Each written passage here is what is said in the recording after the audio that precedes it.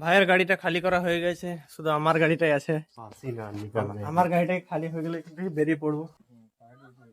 সামানগুলো সব নামিয়ে দিয়েছি, দুটো গাড়ি খালি হয়ে গেছে। এবার যদি ভাড়াটা ঠিকঠাক পেয়ে যাই তাহলে তো ঠিক আছে।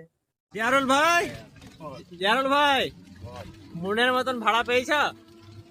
ভাড়া যেটা সেটাই ন্যায্য ভাড়া। ন্যায্য ভাড়া পেয়ে গেছে তো? ঠিক আছে, আমরা দুজনাই ন্যায্য ভাড়া পেয়ে গেছি, আলহামদুলিল্লাহ, খুব ভালো। এখন আমরা বেরিয়ে পড়েছি বাড়ি যাওয়ার জন্য। টোটোর মধ্যে একটা জিনিস খুব ভালো গরমের দিনে, যে গাড়ির চারপাশটা ফাঁকা, হাওয়াটা ভালো রকমের পাওয়া যায় গাড়িতে। টোটোর মধ্যে হাওয়া খেতে খেতে প্রায় আমরা আমাদের গ্রামে পৌঁছে গেছি।